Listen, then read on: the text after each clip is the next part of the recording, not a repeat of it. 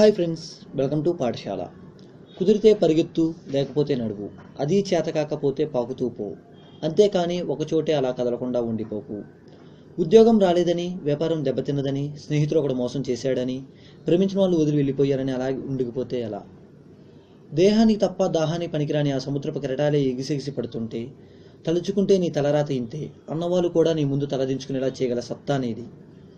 అలాంటిది ఇప్పుడొచ్చిన కాస్త కష్టానికి తలంచేస్తే ఎలా? సృష్టిలో చలనం ఉన్నది ఏదీ ఆగిపోకూడదు. పారే నది, వీచే గాలి, ఊగే చెట్టు, ఉదించే సూర్యుడు. అనుకున్నది సాధించాలని నీలో కసికసిగా ప్రవహిస్తుంది. ఆ నెత్తురుతో సహా ఏదీ ఆగిపోవడానికి వీల్లేదు. లే, బయలుదేరు. నిన్ను కదలనేయకుండా చేసిన ఆ మానసిక బాధల సంఖ్యలను తెంచుకో. పడ్డ చోట నుండే పరుగు మొదలుపెట్టు.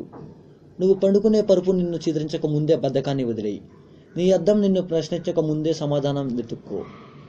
నీ నీడ నిన్ను వదిలేయక ముందే వెలుగులోకి వచ్చేయి. మళ్ళీ చెప్తున్నా, కన్నీళ్లు కారిస్తే కాదు, చెమట చుక్కని చిందిస్తేనే చరిత్రను రాయగలమని తెలుసుకో. ఇవి వింటే మాటలు మాత్రమే ఫ్రెండ్స్, ఆచరిస్తే అస్త్రాలు. అలసట నుండే కొత్త ఉత్సాహం మొదలవుతుంది. మీకు ఈ వీడియో నచ్చినట్లయితే లైక్ చేయండి, షేర్ చేయండి, కామెంట్ చేయండి.